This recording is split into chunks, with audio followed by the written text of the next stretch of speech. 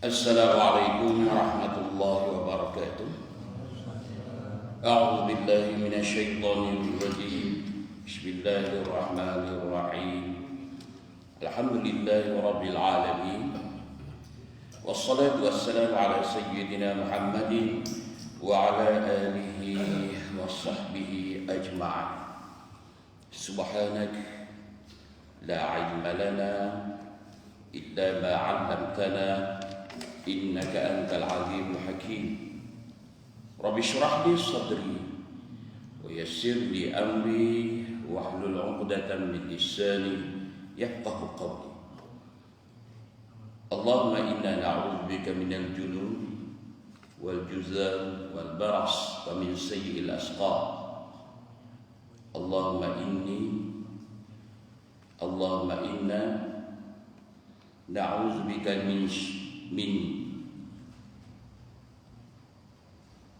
Allahumma inna na'udzu bika min syarri ma khalaq. Alhamdulillah, bersyukur kita kehadrat Allah Subhanahu wa taala. Pada malam ini dapat kita bersama kembali menyambung pengajian kita di dalam pelajaran adab yang merupakan fokus ataupun lebih kepada tumpuan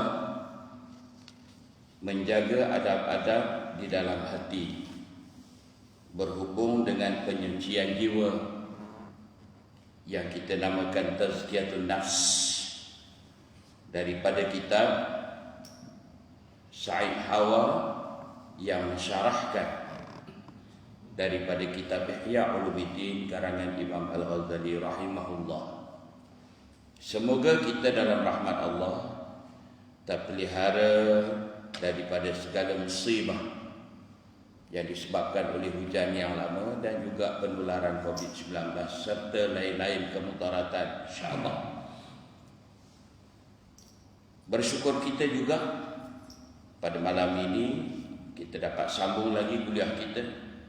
Semoga kita sentiasa dalam rahmat dan keberkatan, taufik, hidayah, inayah Allah Subhanahu wa taala. Muka surat 17 masih di dalam bicara tugas seorang murid, tugas seorang penuntut ilmu.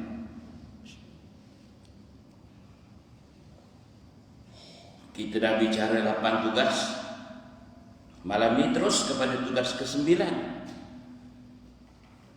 Berkata Imam Al-Ghazali rahimahullah, hendaklah tujuan penuntut ilmu di dunia ini adalah untuk menghiasi dan mencantikkan batin dengan keutamaan.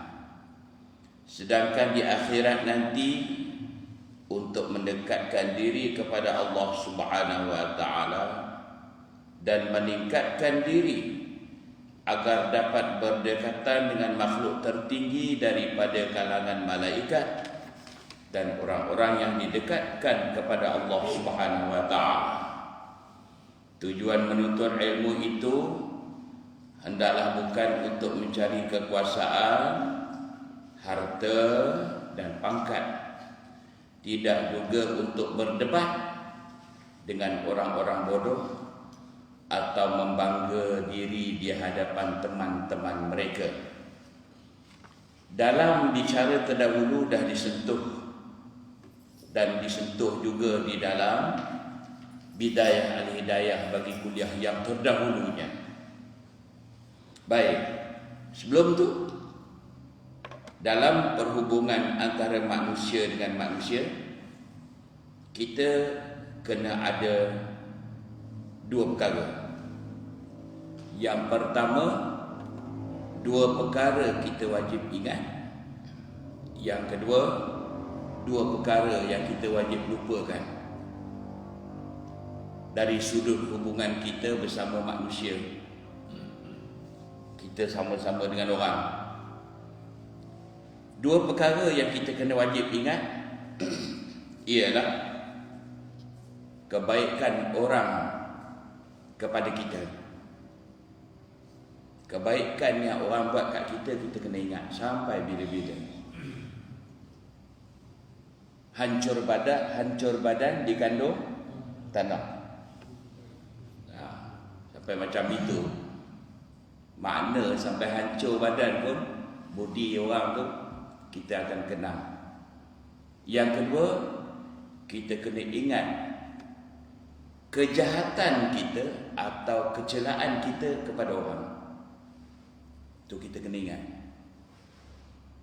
Ini sebab nak cerita pasal hati ni.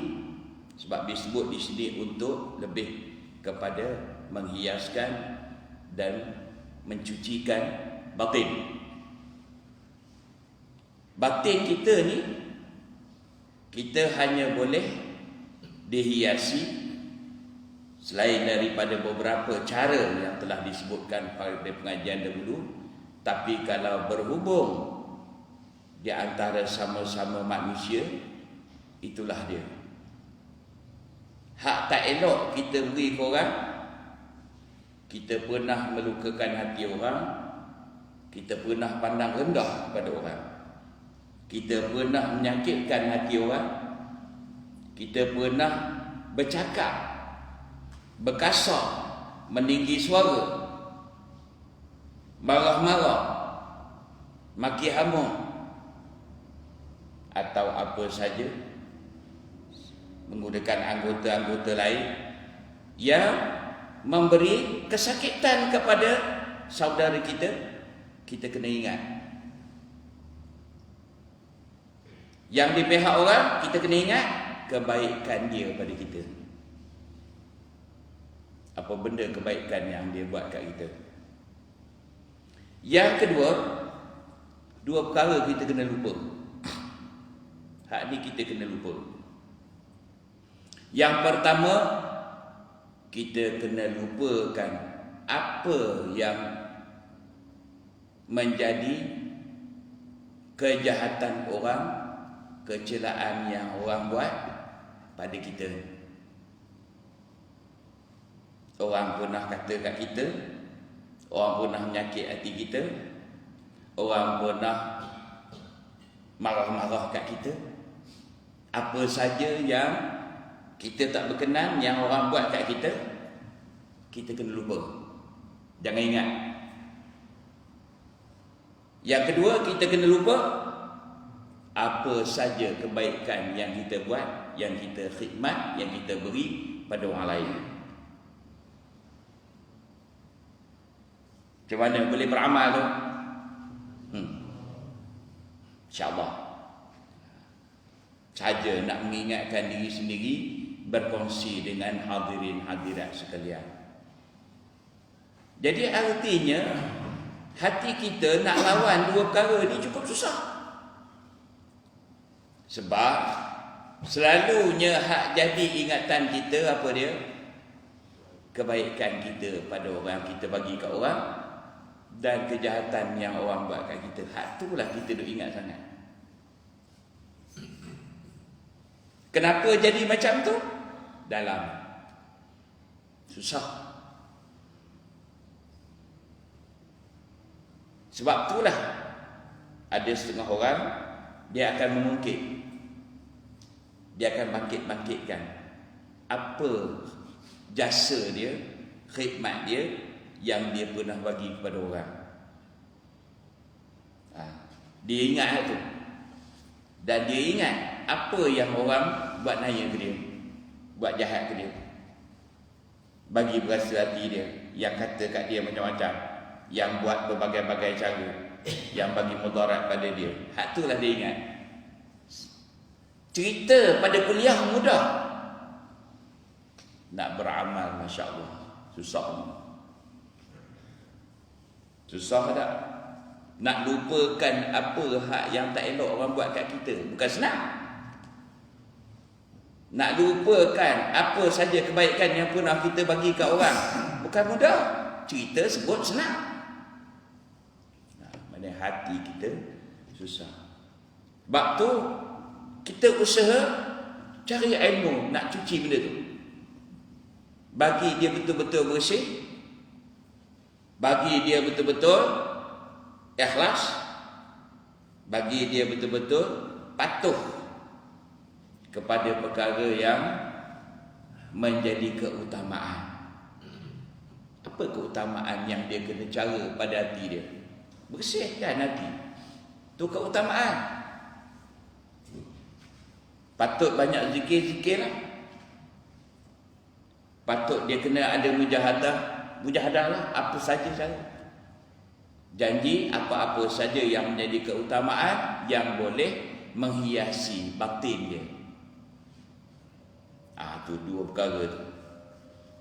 Itu berhubung dengan hubungan kita dengan orang lain. Sebab dalam tujuan mencari ilmu,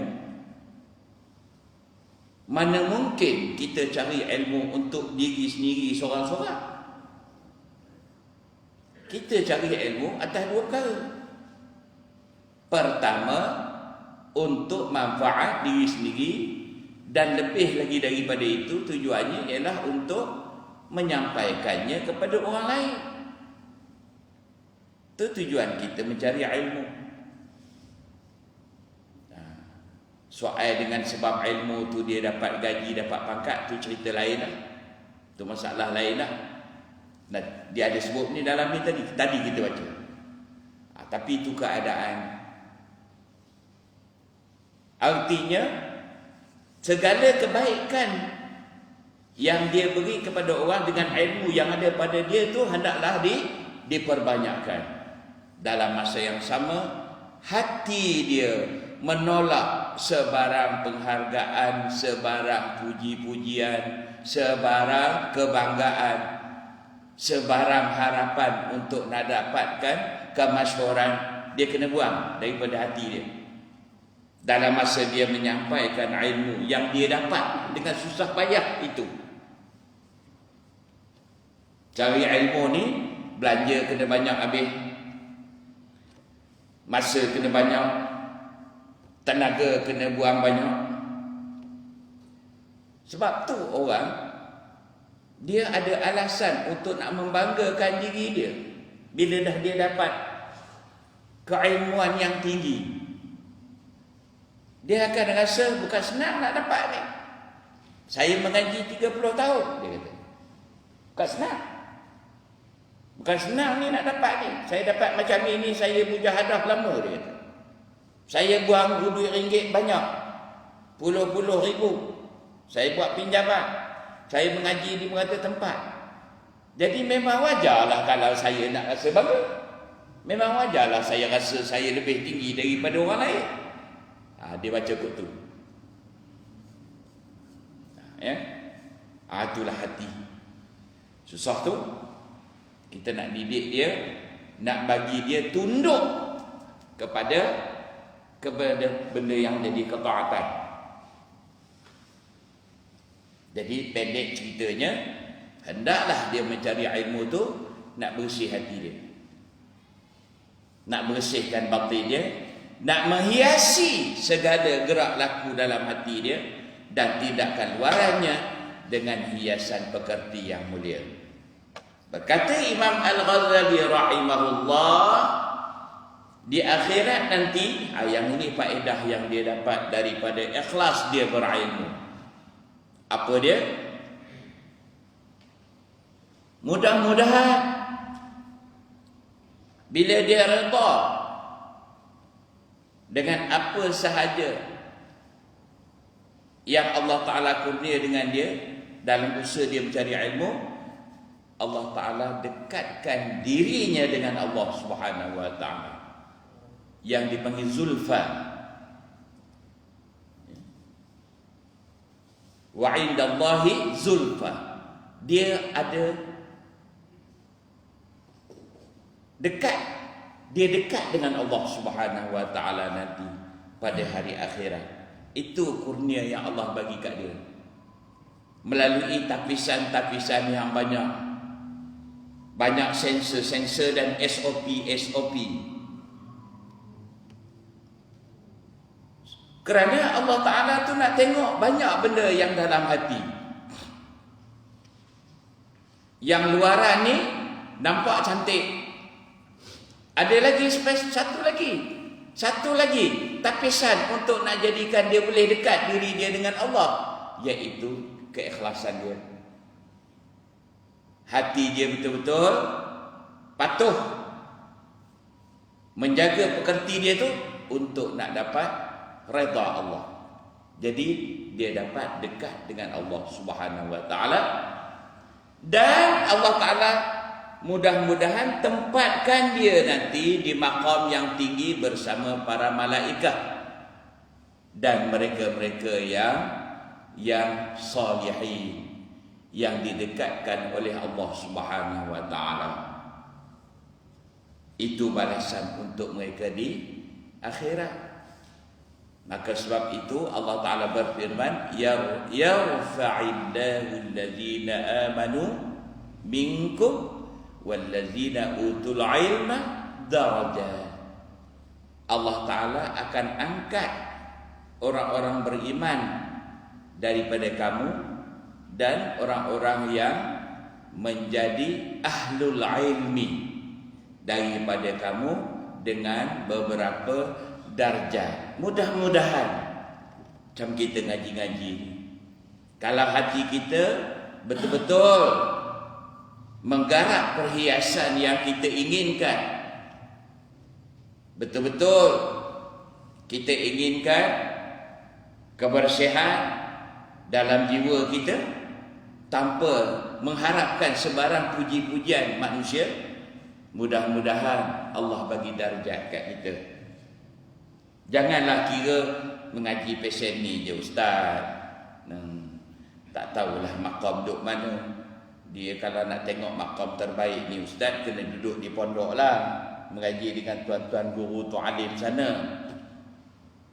Soal klasifikasi ilmu ni, mencari ilmu ni yang berhubung dengan pemberian darjat, itu bukan SOP kita.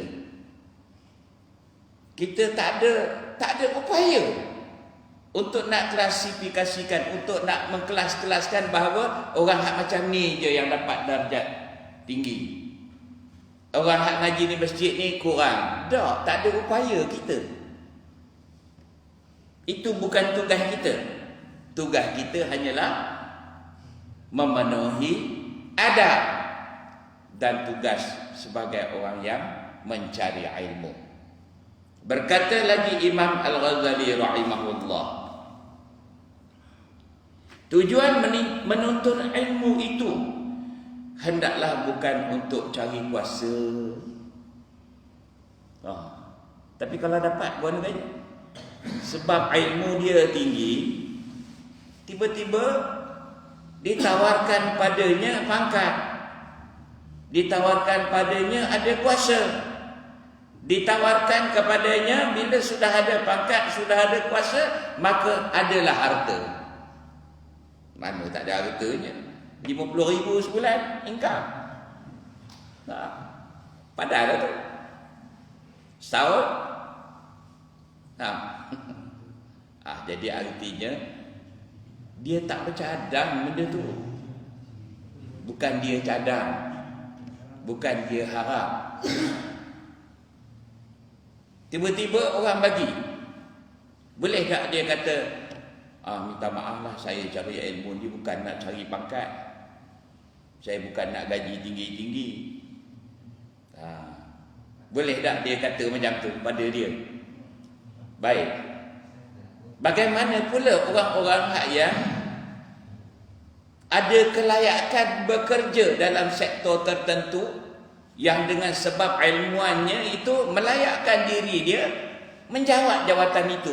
Boleh tak kita nak ambil kira bahawa dia ni suka pada pangkat, suka kepada harta, suka kepada kuasa? Sebab zaman telah berubah. Dulu zaman-zaman Imam Al-Ghazali, zaman-zaman Imam Asy-Syafi'i, mereka ini itulah pentugasannya. Setengah-setengah daripada mereka itu kadang-kadang memang berdampingan pula dengan para pemerintah. Sebagai contoh, Imam Al-Ghazali rahimahullah sendiri pun dekat ia dengan Khalifah Nizamul Mulk. Nizam al-Mulk ni Abbasiyah ke selepasnya? Saya tak ingat dah. Selepas zaman Abbasiyah ke zaman Abbasiyah tu saya tak ingat. Ini kita tengok sejarah balik semula. Dia menjadi ulama besar yang termasyhur di zaman pemerintahan Khalifah Nizam al-Mulk, nama presiden pada ketika itu. Tapi lama kelamaan Imam Al-Ghazali meninggalkan kemasyhuran dia sebagai ulama. Dia tinggalkan, balik semula ke Khurasan, sekarang ni Afghanistan, di negeri Tus, di kawasan perkampungan dia di Tus, dan menjadikan dirinya beruzlah untuk mencapai darjat pembersihan jiwa dia. Kita kata tasawuf lah. Dan ketika itu banyak dia menulis, mengarang ilmu. Dia tinggalkan. Tapi nak cerita tadi, pada awal dia terima. Sehinggalah kerana masyhurnya Imam Al-Ghazali rahimahullah dengan ilmunya, dia boleh berdebat dengan ulama-ulama yang lain, cendekiawan-cendekiawan yang lain sezaman dengannya, dengan pandangan yang tajam dan bernas, sehingga dia jadi masyhur pada sisi khalifah.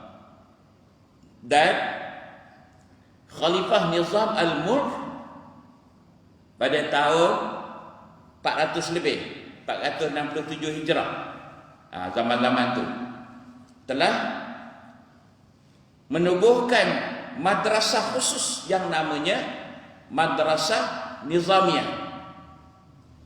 Madrasah itulah Imam Al-Ghazali menyampaikan pengajarannya dan sentiasa mengadakan diskusi, perbincangan dengan para ulama yang sezaman dengannya pada ketika itu.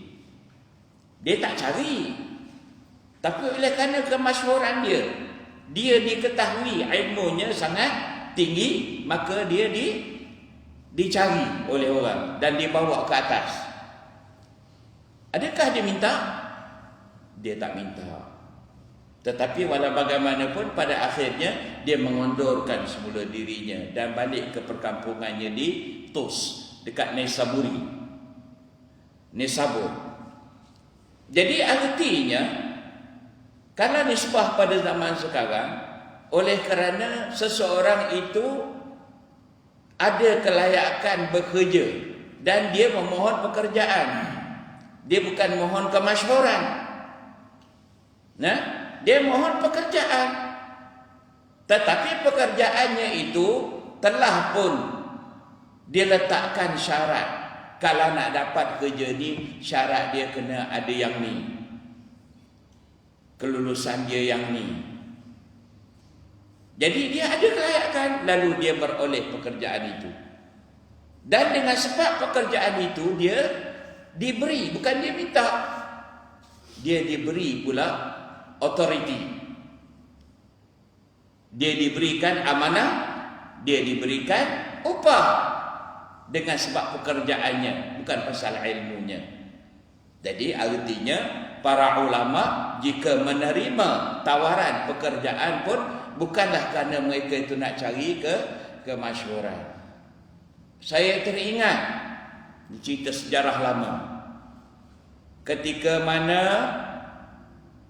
Tan Sri, saya sebut nama ketika mana Tan Sri Ismail Muhammad Al-Hafiz, Imam Besar Masjid Negara, dia balik daripada Brunei, orang cari. Dia seangkatan dengan Datuk Salahuddin Umar Al-Hafiz. Mereka ketika itu bekerja di Brunei. Bila balik semula, tamat perkhidmatan, balik ke Malaysia, orang cari. Jadi salah seorang yang dicari ialah Tan Sri Ismail Muhammad Al-Hafiz. Cari dia, dimasukkan ke dalam jawatan kontrak. Dia cerita, dia tak pernah harap, dia tak pernah mengharap tapi orang cari. Atas kelayakan dia tu dan atas kepakaran dia di bidang Al-Quran, dia diketahui kan, dia memang dia berautoriti dan dia memang berwibawa dari sudut Al-Quran. Pasal Quran dia kata. Dalam kursus tu dia kata, saya ni, anak ni, sebab Quran ni lah dia kata, cakap bahasa dia, sebab Quran ni lah dia kata yang jadi gini. Merasa tak ke orang kaya duduk mana, saya pergi, dia kata, anak pergi duduk hotel mahal, nak pergi naik flight mahal, nak pergi pasal Quran lah dia kata. Ada kata gitu. Ni pula orang bagi jawatan pula orang Terengganu. Jadi artinya, adakah dia minta? Dia tak minta. Bolehkah kita mengatakan bahawa dia mencari kemasyhuran? Tidak. Tapi dia disebabkan itu dia jadi masyhur, maka itu bukan dia mencari.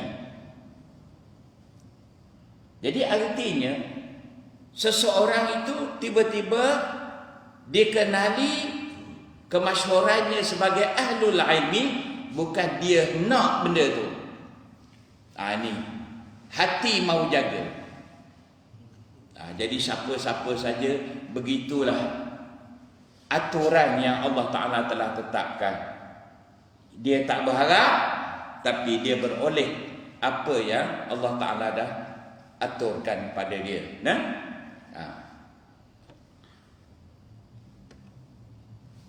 Kebanyakan daripada orang yang dapat dinilai pada hatinya ialah melalui percakapan. Tu orang ahlul ilmi ni, yang ngaji-ngaji, yang menuntut ilmu ni, kena jaga sangat percakapan. Kerana percakapannya sangat-sangat terdorong di dalam karier dia mencari ilmu dan mendapat ilmu. Sangat terdorong untuk nak melayani perasan yang dia tu ahlul ilmi. Dia bercakap bukan atas amanah, bukan atas kebijaksanaan, tetapi populariti. Tengok tu dia punya tujuan dia tu. Nak glamour, nak populariti. Dia sangat terdorong untuk ke arah jadi populariti. Sangat terdorong untuk mengintai pintu-pintu kemasyhuran dalam hidup berilmu dia. Dia terdorong tu. Dihasut oleh nafsu. Kan payah tu. Jadi dorongan-dorongan tu akan menjadikan percakapannya sentiasa nak lebih pada orang lain. Macam minggu lepas kita cerita bagaimana seseorang yang dia ilmunya tinggi tetapi pada akhirnya tidak menampakkan tawadhu, tetapi menampakkan unsur-unsur kecelaan yang lain. Macam yang kita bincang pada minggu lepas, sampai pada peringkat dia tak menerima semua nasihat dan pandangan orang lain kerana rasa diri dia sangat berautoriti, sangat masyhur. Pandangan-pandangan kita orang biasa-biasa ni tak ada nilai, tak ada value bagi dia. Na'udzubillah min zalik. Tu nak jaga Ini cerita adab ni halus.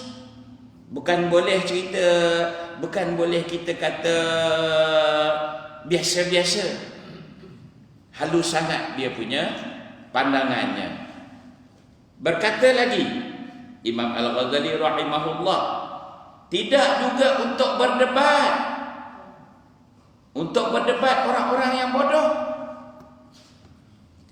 Lagilah pula, di antara benda yang sangat tercela ialah orang yang cari ilmu kerana dia nak menunjukkan dirinya lebih pandai daripada orang lain. Dan apatah lagi jika orang lain itu orang yang tidak memiliki ilmu. Kita kata jahil lah. Dia sentiasa nampak orang lain itu semua martabatnya rendah, tak ada nilai. Dia sentiasa nampak tak ada manfaat. Lalu dia memandang mereka-mereka itu tidak ada apa-apa keistimewaan. Dia saja yang lebih. Dia membanggakan diri dia begitu. Dan untuk membanggakan di hadapan teman-teman. Dia ramai sahabat, dia rasa diri dia lebih. Ada tak orang di passion dia, dengan sebab pangkat dia dan ilmu dia yang tinggi, dia balik bukan rumah sahabat dia dah, rumah saudara mara dia. Dia sentiasa daripada percakapan, penampilan, dia sentiasa menampilkan bahawa diri dia ahlul ilmi, yang patut dihormati, disegani oleh saudara mara. Pernah dengar cerita saudara mara pulau habis, tak minat. Saudara mara sendiri tak minat. Apa tu? Malah orang cerdik je. Saudara mara sendiri yang khabar begitu. Orang semua elit-elit atas-atas ni kata tak pandai. Kita ni noreh je. Angkut buah sawit, angkat baja. Apalah sangat komen ni. Tengok tu, dia berasa hati tu. Payah tu, ya. Akan tetapi walaupun begitu, dalam keadaan dia menjadi orang yang menuntut ilmu untuk menghiasi dan mencantikkan batin dengan keutamaan sifat terpuji, maka walaupun begitu dia meremehkan ilmu-ilmu lain seperti ilmu fatwa, ilmu nahwu, ilmu bahasa yang berkaitan dengan Al-Quran dan Sunnah, juga beragam ilmu lain yang hukum menuntutnya adalah fardu kifayah. Jangan dia pandang remeh apa ilmu-ilmu yang lain daripada ilmu yang dia tuntut. Kalau sekiranya dia seorang yang ahlul ilmi dalam bahagian hukum, dalam bahagian akidah, hadis, tafsir, dalam bahagian fiqh, dalam bahagian adab, tasawuf, mengajinya hebat, boleh tak orang lain yang menuntut ilmu-ilmu lain dari sudut-sudut sahaja, sebagai contoh, orang ni alim ilmu nahwu, berhempas pulas dia memperdalami ilmu nahwu. Ilmu nahwu ni ilmu, bahasa Inggeris kata apa? Bahasa Inggeris kata grammar, qawaid, ilmu nahwu, ilmu balaghah, ilmu bahasa Al-Quran, bahasa hadis. Bahkan ada satu lagi kalau orang mengaji di kuliah tinggi itu, sastra, al-adabul arabi, yang mengaji bab sastra-sastra tu. Boleh tak seorang yang mendalami fiqh tasawuf, mendalami adab, dia memandang rendah ilmu-ilmu falsafah, ilmu falsafah, ilmu nahwu, ilmu sastra yang dituntut oleh orang lain? Sedangkan ilmu itu bukan fardu ain pun, perkara yang lebih kepada fardu kifayah. Boleh tak dia meremehkan orang lain tu? Tak boleh. Sudut meremehkan tu ialah maksudnya dia nampak orang lain tu tak penting, hak dia saja penting. Namun ketahuilah pada satu ketika tiba-tiba ahlul ilmi yang tidak mendalami dari sudut bahasa ni, dia terjumpa ibarat dalam satu kitab Arab sebagai contoh, ayatnya susah nak faham. Dia nak cari siapa? Yang kata dia handai sangat tadi dalam bab ibarat, dalam bab yang Arab lah kita kata dia handai sangat, tiba-tiba dia tak faham. Sebagai dua bagi. Sebab mungkin nilai sastra dalam ayat-ayat Arab tu, dalam ayat-ayat yang dia baca tu susah untuk dipaham. Mungkin ada di sana unsur-unsur adab, unsur-unsur balaghah. Mungkin di dalam tu ada unsur-unsur tasbih, tasjih dan sebagainya. Unsur-unsur sastra Arab dalam tu. Walaupun ayat tu berhubung dengan agama. Dia nak cari siapa? Dia kena cari pakar bahasa. Dia kena cari pakar ilmu nahwu. Dia kena cari orang yang mengaji balaghah. Ni cerita tinggi sikit lah. Dia kena cari orang-orang yang pakar dalam ilmu sastra Arab itu sendiri. Macam kita guru BM. Guru BM tu dia katalah dia hanya mengaji bahasa Malaysia. Dia memperdalami selok-belok penggunaan bahasa. Bila dalam bahasa yang dia mengaji itu ada satu-satu tempat yang dia perlukan guru sastra. Keindahan bahasa dalam tu susah nak dapat pada dia, maka dia akan cari guru sastra Melayu. Kerana di dalam tu ada ayat-ayat yang berbentuk gurindam ke, puisi ke, apa saja, syair ke apa. Ada tamsil, ada perumpamaan ke, peribahasa ke apa. Dia kena cari orang yang pakar pula dari sudut sastra. Begitu. Satu orang, dia memanglah dari segi hukum faraidnya dia pakar. Tapi bila sampai nak menghitung, dia tahu ya, yang ini sudus 1/6, isteri 1/2. Bila sampai bab nak mengira, tuan pakar faraid, saya ada harta 3.8 juta. Dia kata, ni saya nak buat wasiat mengikut faraid. Saya nak wasiat ni, saya nak ikut faraid. Ya, bahayanya faraid tu hanya berlaku bagi harta peninggalan si mati yang belum diwasiatkan, yang dibuat pengagihan. Jadi sebelum dia meninggal, dia nak buat pengagihan mengikut faraid. Dia pun ya, nak cari siapa? Akhirnya dia kena cari pasal perpuluhan tu. Peratus, perpuluhan. Dalam Quran memanglah sebut.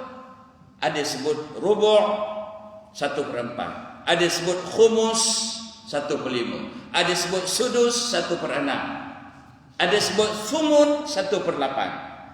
Siapa dia 1/8? Okey, dari sikit orang nak dapat 1/8, dia tahu. Orang yang nak dapat 1/2, dia tahu. Saudara mara peninggalan ni nanti yang akan dapat 1/8, dia tahu senarai siapa. Tapi nak kira, ini bukan cerita 100, ini 3.8 juta. Nak kira macam mana? Tu sekira duit saja tu. Banglo kat sana ada 4 buah peninggalan. Esok nak tinggal tu. Syarikat industri ada 3. Kalau dia tinggal esok, dia nak buat pembahagian macam mana tu? Kena cari pakar matematik. Jangan buat main-main, pakar matematik. Ini bukan nak kira 1 campur 1 jadi 2. Ini bukan cerita 2 bahagi 2 baru dapat 1. Ini bukan cerita perkiraan yang sikit-sikit. Ini tuan-tuan saya sebut ni pernah mendengar cerita kes-kes mal di mahkamah syariah, iaitu proceeding menuntut harta peninggalan dan harta pencarian. Ni tuan-tuan kena rapat sikit dengan hakim-hakim syar'i ni. Dari sudut nak dengar cerita macam mana cara. Rupanya bukan sekali bercara lulus selesai, banyak tahun. Pasal jumlah dia sangat banyak. Dah kalau industri sampai 2-3, kalau stesen minyak 5-6, nak kira macam mana? Minta maaf sebagai contoh. Tapi ini bukan orang kita lah.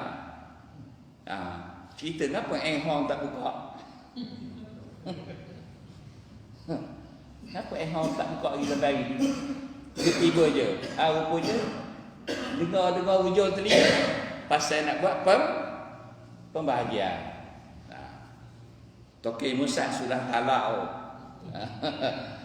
Jadi artinya proses-proses tu memerlukan orang pakar matematik, pembahagian, peratus. Begitu juga tuan-tuan, harta yang banyak untuk diambil sebagai zakat. Memang zakat kata 2.5%. Cukup dah dia punya nisab. Cukuplah haulnya. Tapi jumlah dia tu nak tarik banyak mana? Sebab jumlah dia banyak. Nak tarik 25% daripada semua jumlah tu. Dia ada pinjam ke tak? Yang dia buat belanja berapa? Semua kena kira. Nak cari siapa tu? Dia sendiri. Nyudahnya dia kata apa? Tak payah keluar lah pula. Cakap harta. Begitulah yang dimaksudkan di sini. Jangan pandang remeh. Itu yang ayatnya tadi. Ilmu lain. Ya. Yang berhubung dengan fatwa. Yang berhubung dengan nahwu. Itu ya. Juga beragam ilmu lain yang hukum menuntutnya adalah fardu kifayah. Orang alim takkan tak nak makan ikan tenggiri. Orang-orang ahlul ilmi nak juga makan ikan. Orang alim mampu ke pergi tangkap sendiri di laut yang sedang bergelora, yang sekarang ini ombaknya besar, ketinggian ombak mencapai 9 meter. Mampu ke? Orang tak alim pun tak nak pergi. Ahli nelayan sendiri pun tak berani pergi. Tetapi dia nak dah. Maka bermakna dia mengharapkan juga khidmat orang lain untuk nak dapatkan apa yang dia nak. Tak padan dengan ilmu dia yang ada tu untuk dia nak cari rezeki tu. Begitu. Bermakna ilmu menangkap ikan pun tak boleh pandang remeh. Orang tangkap ikan, dia ada kira-kira dia. Dia ada jadual dia. Dia ada penumpuan-penumpuan tertentu. Di mana kawasan yang banyak ikan. Ikan apa yang banyak. Bulan Januari ikan apa banyak, dia tahu. Bulan bila dulu ikan kembung naik banyak. Di pantai barat harga dia jatuh. Punya banyak katanya. Wallahualam. Jadi itulah kita sampai kepada ayat ni dulu, iaitu beragam ilmu lain yang hukum menuntutnya adalah fardu kifayah. Dan ayat akan datang ialah namun begitu anda jangan artikan sanjungan kami yang berlebihan kepada ilmu akhirat sebagai meremehkan ilmu-ilmu yang lain. Yang ni kita kena lihat bicaranya pada siri akan datang insya-Allah. Mohon maaf kalau ada salah dan silap. Qul qawli hadza wa astaghfirullahal azim li wa lakum. Assalamualaikum warahmatullahi wabarakatuh.